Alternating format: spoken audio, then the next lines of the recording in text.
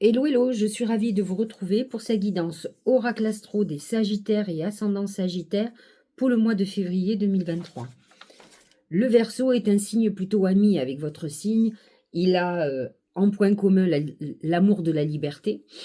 Vous avez une vision différente de la liberté. Le Verseau a besoin d'être libre dans sa tête. Il dit d'ailleurs souvent ni Dieu ni diable. Il n'appartient à personne. Il veut faire ce qu'il veut de son esprit, de son corps, de ses paroles, de ses actions. Le Sagittaire, lui, il a besoin d'espace. Sa liberté, c'est l'espace. C'est-à-dire qu'il a besoin de pouvoir gambader, voyager, agir comme il entend. Il a du mal à se plier aux règles, le Sagittaire.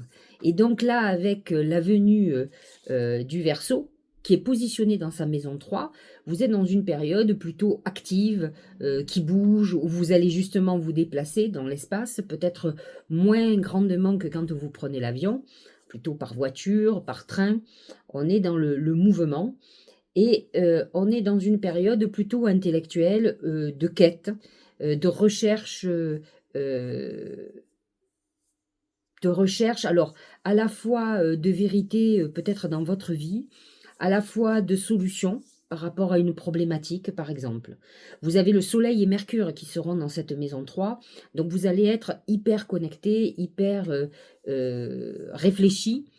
C'est une période où effectivement on peut être dans une recherche administrative, juridique, à chercher une solution ou à vouloir signer des documents, à s'engager. Hein.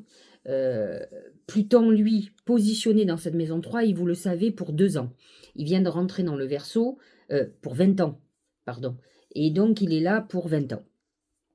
Et là, il touche plus particulièrement les Sagittaires de novembre et 23, 24, 25 novembre, les gens qui sont nés dans ces eaux-là vont avoir une transformation très importante dans leur manière de communiquer.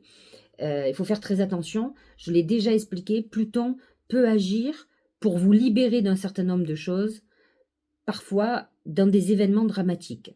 C'est-à-dire que vous d'abord subissez pour pouvoir après faire des prises de conscience et vous libérer d'un certain nombre de choses. Donc on peut être dans une période où certaines choses s'effondrent, dans le sens où vous devez faire des prises de conscience sur certaines autres. Alors, je le dis, ça touche la maison 3 qui représente donc les mouvements, tout ce qui concerne les formations, l'éducation, les écrits. Si vous êtes quelqu'un qui travaillait sur les réseaux sociaux, c'est tout le monde de la communication qui va se transformer pour vous. Il faut savoir quand même qu'ensuite, nous allons rentrer dans la saison du poisson à partir du 18 février. Mercure sera déjà positionné dans le poisson à partir du 14 février et Vénus y sera encore jusqu'au 4 février. C'est vrai que la maison du poisson, c'est la maison 4. Vous allez être obligatoirement, il peut y avoir un point de déclencheur au mois de février sur une crise ou quelque chose à régler au niveau familial. Que ce soit la famille, vos parents, ou que ce soit votre foyer, c'est-à-dire vos enfants, votre mari, votre femme, on est dans une phase où effectivement c'est le foyer qui va être primordial. Vous pouvez être dans une période de déménagement où on change de lieu de vie. Hein. Ça, c'est une phase qui peut être très importante. Saturne est positionné dans cette maison et effectivement, on peut être à un moment donné focalisé sur une personne âgée, sur quelqu'un qui a des problèmes par exemple de mobilité. Voilà, ça c'est quelque chose qui pourrait apparaître. Ça va toucher plus particulièrement les deuxièmes décans, les tout début du troisième. Et Neptune qui est positionné lui sur le dernier décan des Sagittaires, ceux qui sont presque Capricorne, c'est les degrés de notre président par exemple. Et effectivement, Neptune va amener peut-être une trahison au sein de son foyer ou de sa famille, quelque chose qui pourrait amener des bouleversements très importants. Ensuite, Vénus va rentrer dans votre maison 5, qui est une maison amie. Le bélier est en harmonie avec votre signe, puisqu'il est signe de feu comme vous. C'est la maison 5, la maison de la chance, la maison de l'amour. Vénus en maison 5 peut amener une grossesse, hein, pour ceux qui sont en âge et qui ont le désir de le faire. Et Vénus peut amener une nouvelle histoire amoureuse très importante. Uranus en taureau, est positionné dans la maison 6, la maison de la santé, la maison du travail quotidien, des obligations. Il a pu y avoir pour vous des bouleversements brutaux de votre quotidien professionnel qui peut avoir à faire avec des problèmes de santé. Donc à surveiller quand même la santé. Uranus est resté positionné dans cette maison 6 un bon bout de temps. Elle y est encore hein, jusqu'au mois de juin, juillet même, 7 juillet, puisque Uranus ensuite passera dans la maison 7 en Gémeaux. Et donc va vous toucher obligatoirement. Et c'est vrai que ce taureau en maison 6 amène quand même pas mal de soucis de santé qui peuvent apparaître du jour au lendemain et que vous n'attendiez pas.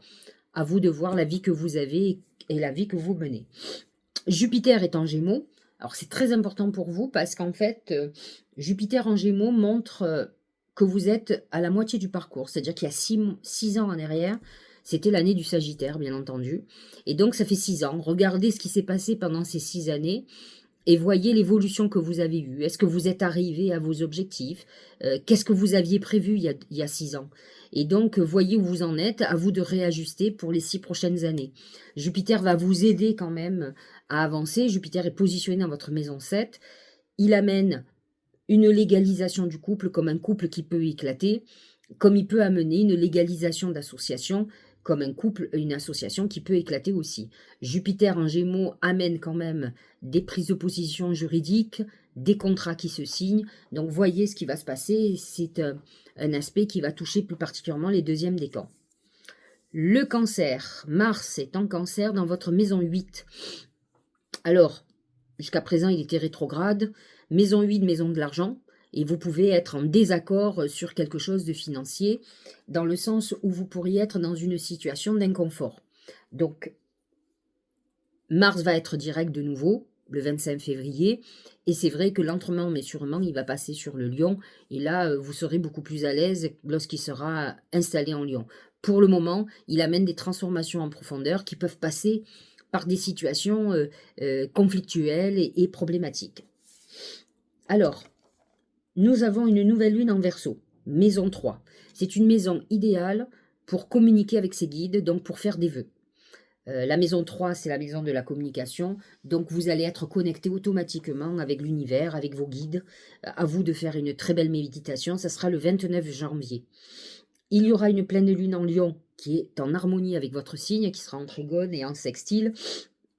24 degrés 06 du Lion, le 12 février. Et là, effectivement, il faut utiliser aussi cette pleine lune pour faire des vœux. Ça sera toujours dans l'axe de la connaissance et de la communication. Donc, il va vous reconnecter à vos guides. Donc, c'est une bonne lune pour pouvoir faire des demandes. Vous serez entendu. Nouvelle lune en Poisson qui sera positionnée donc, dans votre maison 4. Ça sera le 28 février. C'est vrai qu'il y a un amas de planètes en Poisson, donc personne ne pourra passer au travers de cette nouvelle lune, puisque Saturne, Neptune, enfin beaucoup de planètes sont là, même si ils ne touchent plus, puisque la nouvelle lune est à 9 degrés 41, donc Saturne et Neptune sont quand même un peu éloignés, mais malgré tout, il y a cet amas de planètes importantes. Ça sera certainement la pleine lune de la Vierge qui va être hyper importante, puisque en rapport avec Neptune et Saturne, donc ça sera au mois de mars. Mais là, pour le coup, à partir du 28 février, ça va toucher tout ce qui concerne le foyer et votre lieu de vie qui pourrait être remis en question ou avec qui, sur lequel vous pourriez avoir quelques soucis. Nous allons regarder maintenant les oracles et mon oracle magique. Donc, alors c'est très amusant, c'est pour les sagittaires et les ascendants sagittaires, je précise quand même. C'est le cheval. Le cheval dans le mar de café représente le sagittaire. Et donc, ça veut dire que vous allez être ce mois de février très d'accord avec vous-même. Alors j'ose espérer que que vous allez être aligné plutôt avec vos qualités qu'avec vos défauts. Les défauts du sagittaire, c'est l'orgueil, c'est la rancune, c'est l'impulsivité, la colère, ce sont des colériques. Donc attention, attention à ne pas faire vivre trop votre nature belliqueuse. Utilisez plutôt votre nature fière, altière, qui peut vous amener, comment dirais-je, beaucoup d'intérêt et beaucoup de popularité. Donc, vous allez être vous-même, en accord avec vous-même, ce mois-ci, dans les événements. Voyons au niveau du travail et de l'argent. C'est les escaliers. Les escaliers apportent une évolution.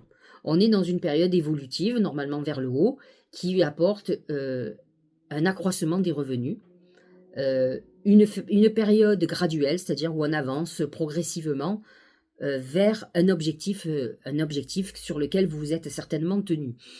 Votre nature Sagittaire va vous amener peut-être certainement un enthousiasme à vos projets et donc vous êtes dans une belle phase d'évolution. On est plutôt bien, on est plutôt dans une phase d'augmentation de vos revenus, donc on est dans une période plutôt agréable. Au niveau sentimental, c'est la clé. La clé, ça amène des portes qui s'ouvrent, hein, mais aussi des solutions. Alors, solution à quoi? Solution à des problèmes, si vous êtes dans un couple, que vous avez des soucis de couple, effectivement, cette clé pourrait amener des solutions. Ça peut être les clés d'une nouvelle habitation, d'un nouveau lieu de vie, comme si vous partagiez le lieu avec quelqu'un, comme si vous alliez vivre avec cette personne.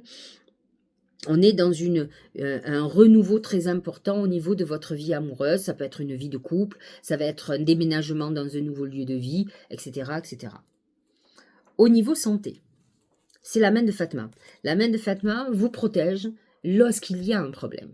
C'est-à-dire que la main de Fatma vous dit « Je te protège. Aujourd'hui, tu as un souci de santé.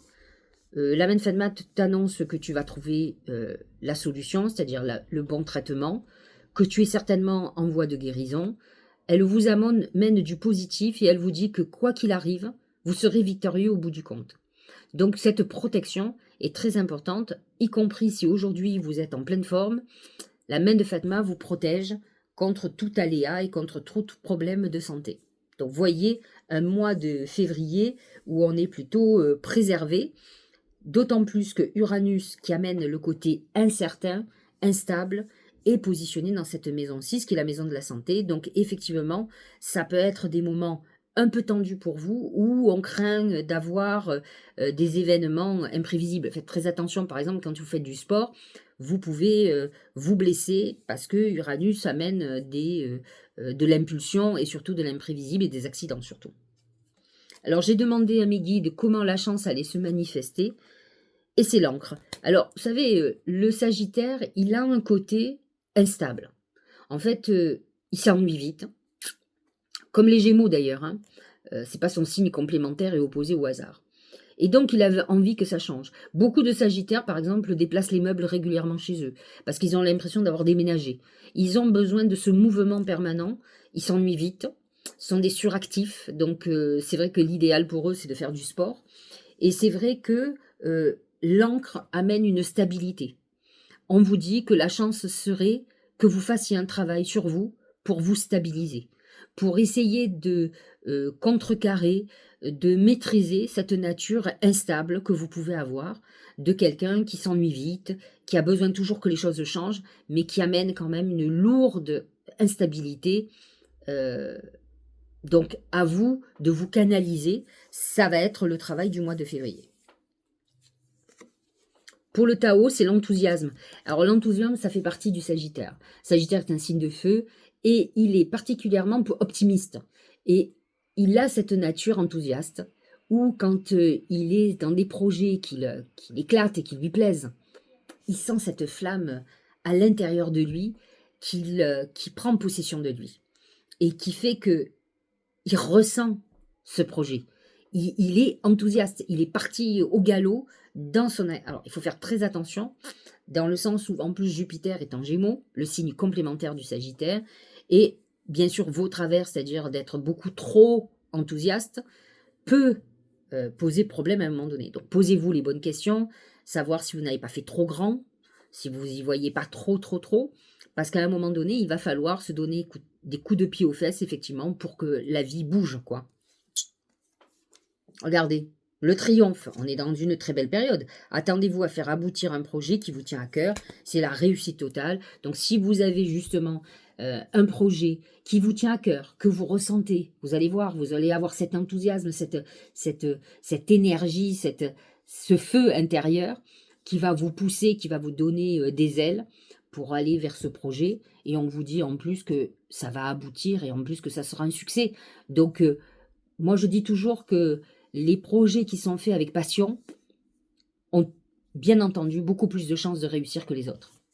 Bien entendu. De toute façon, on ne fait pas un truc, quel qu'il soit, si on ne le ressent pas. Autrement, on est maso. Hein. Le sésame universel. C'est une très belle, regardez, très belle, comment on appelle ça, clé. Tout à l'heure, la clé est sortie aussi. Donc, il y a quand même des messages communs à certains oracles. Quand vous faites pleinement l'expérience du oui, votre vie s'ouvre à des possibilités fabuleuses. Alors, le oui, c'est deux choses. Vous avez des gens, moi j'en ai autour de moi, qui sont négatifs, pessimistes. C'est systématiquement sombre. Dès que vous leur expliquez un truc, ils n'imaginent pas une porte de sortie positive. Je les appelle les messieurs et les madame non. C'est-à-dire que c'est toujours non d'abord. Et puis souvent, une fois que les événements se déroulent, ils se rendent compte que finalement, ce n'était pas du tout négatif et que ça a été très positif. Moi, j'ai envie de dire que je donne la chance au produit. C'est-à-dire que avant de dire non, j'essaye de balayer toutes les possibilités qu'il peut y avoir, du plus positif au plus négatif. Parce que si j'ai des possibilités négatives, au lieu de déprimer, je vais prévoir des portes de sortie, des solutions si jamais ça ne tourne pas comme je veux. Et en fait, c'est ça qu'il faut faire. Parce qu'en fait, vous n'envoyez pas de signal négatif à l'univers, vous le laissez faire. Et vous anticipez, dans le sens où vous vous préparez au meilleur comme au pire. Comme ça, au moins, vous êtes tranquille. Et c'est vrai que le sésame universel, c'est d'être toujours positif. Et ça a un côté... Alors, tous les sagittaires ne sont pas positifs. Moi, j'ai beaucoup de sagittaires qui dépriment. Je l'ai expliqué souvent. Il faut savoir que le sagittaire est fondamentalement optimiste parce qu'il est dirigé par Jupiter. Et il se sent protégé. Ce sont des gens qui sentent qu'ils ont une bonne étoile. Ils croient en la destinée. Ils croient qu'il n'y a pas d'événement au hasard, etc. etc. Donc, ils cherchent la vraie histoire de la vie et de leur vie. Et donc, ils ont ce côté optimiste. Moi, pour ma part, je suis ravie d'être en Sagittaire, d'avoir la lune en Sagittaire. C'est ce qui a apporté le côté positif que j'ai, alors que la Vierge est beaucoup plus triste et pessimiste, chose que je ne suis pas. Et donc, j'ai pris ce côté positif du Sagittaire, ce qui m'aide beaucoup dans ma vie, qui m'a toujours aidé, parce que j'ai pas envie de voir le négatif, même si, je vous rassure, je suis confrontée aussi à des choses négatives. Je suis comme tout le monde. Et donc, de voir le côté positif et de travailler sur le côté positif fait qu'effectivement, ça vous ouvre plein de possibilités, bien meilleures que si vous voyez toujours dans le sombre.